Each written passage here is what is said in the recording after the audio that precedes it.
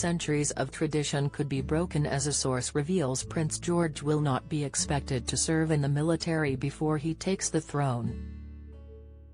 Sources believe there is also nothing to stop Princess Charlotte from qualifying as a doctor as times change for the royals. The future king may not have to serve in the military the same way his ancestors did, in a move some believe shows that times are moving on.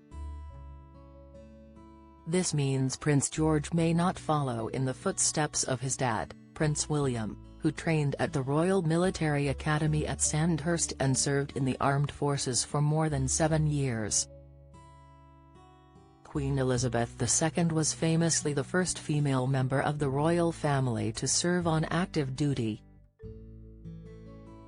She served with the Auxiliary Territorial Service, ATS, during the Second World War, which freed up men for frontline duties.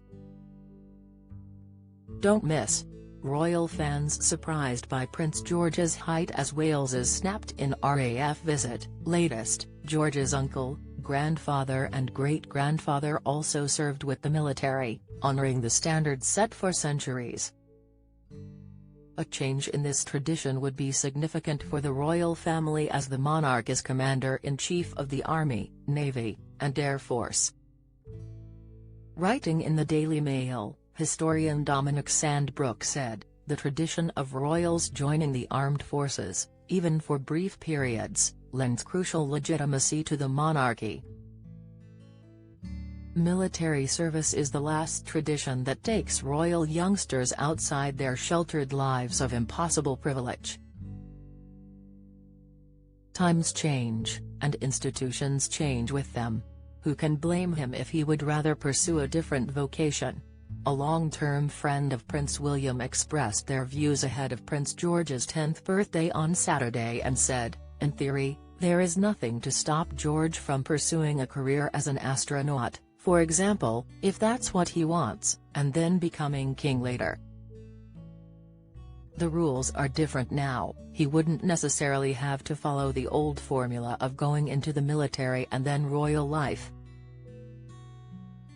So, could Charlotte qualify as a doctor, for example? I don't see why not. It's less of a fishbowl now than when William and Harry were growing up.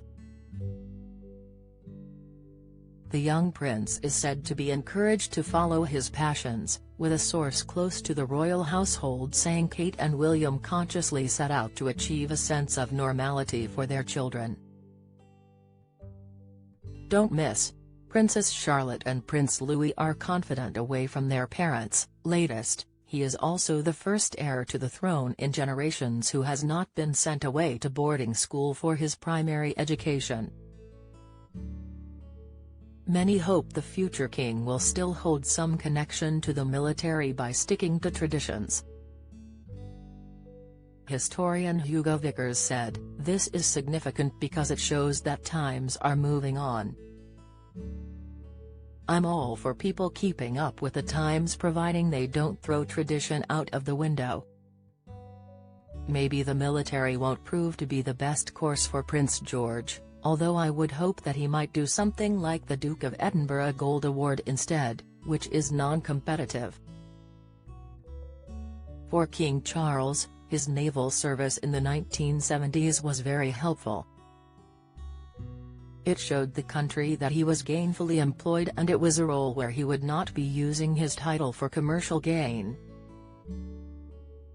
Military service allows members of the royal family to have a sense of normal life, grants them a certain amount of freedom and teaches them all sorts of timekeeping and presentation skills which prove to be important for royal duties.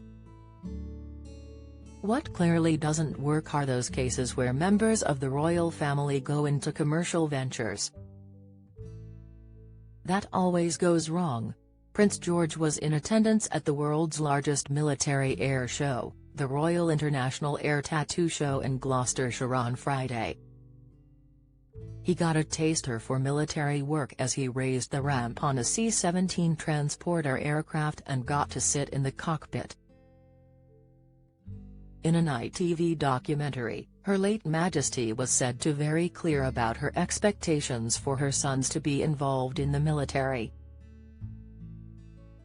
In the documentary, General Sir Mike Jackson, the former head of the army, said, "She was very clear. She said, 'My grandsons have taken my shilling, therefore they must do their duty.' And that was that. It was decided that William as heir to the heir, the risk is too great. But for his younger brother, the risk was acceptable."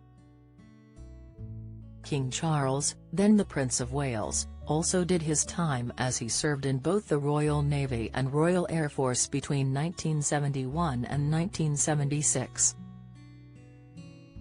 He served on guided missile destroyer HMS Norfolk, qualified as a helicopter pilot and took command of a coastal minehunter for 10 months.